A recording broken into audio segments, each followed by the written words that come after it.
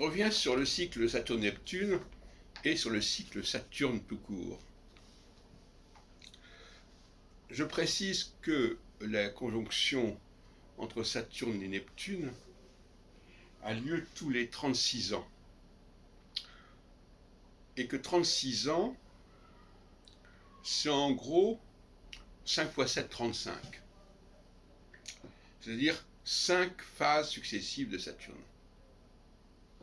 Et en réalité, André Barbeau, sans le vouloir, a fait passer ce qui relève du cycle de 7 ans de Saturne pour le cycle de 36 ans de Saturne-Neptune. Ce qui permettait de valider la théorie d'une conjonction Saturne-Neptune sur du vent. Car en réalité, ça coïncidait avec quelque chose de beaucoup plus concret qui était le passage de Saturne tous les 7 ans sur les axes équinoxiaux et solsticiaux, alternativement équinoxial, alternativement solsticial.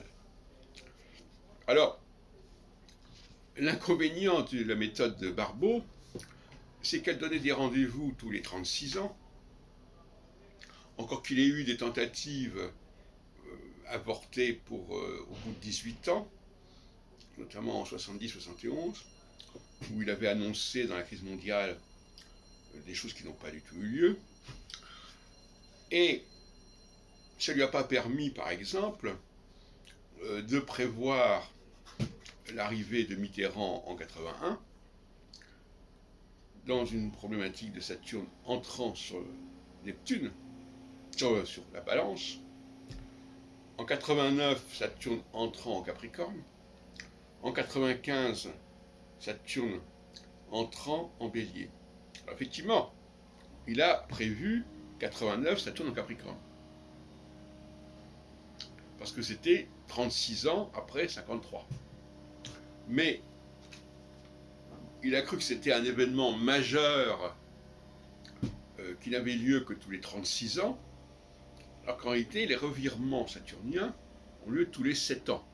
Un petit problème quand même.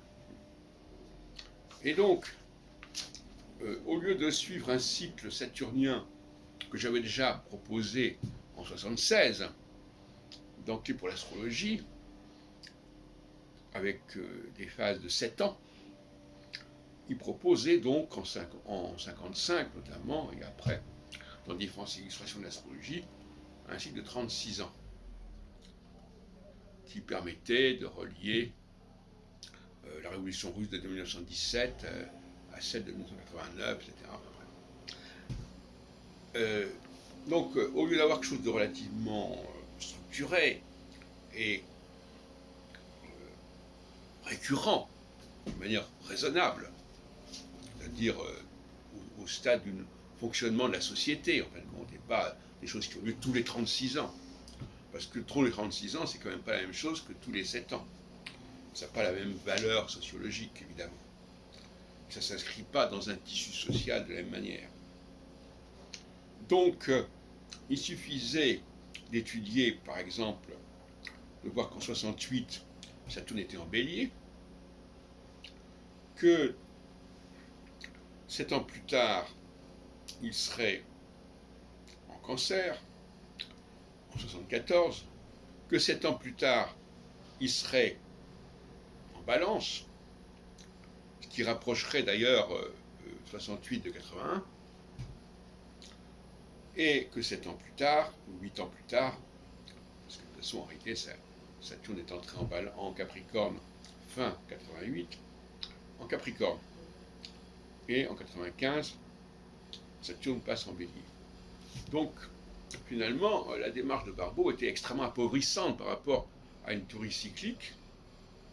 Pourquoi ? Parce que Barbeau ne voulait pas entendre parler d'une conjonction de Saturne avec des structures majeures du zodiaque, comme les équinoxes et les solstices, et qu'il préférait de loin s'occuper de Saturne avec Neptune. C'est une erreur que je comprends très bien, moi-même je l'ai commise à une époque.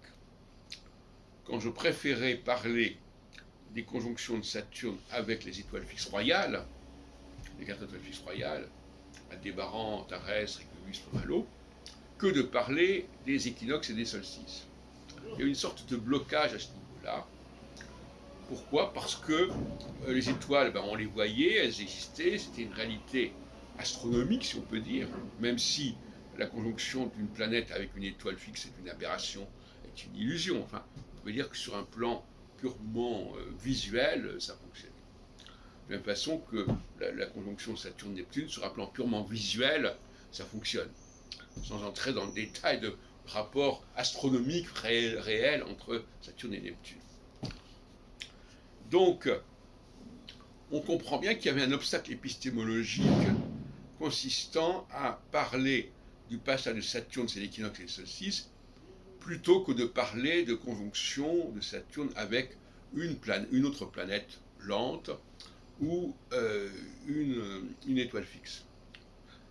C'est ce problème-là qu'il a fallu dépasser en son temps.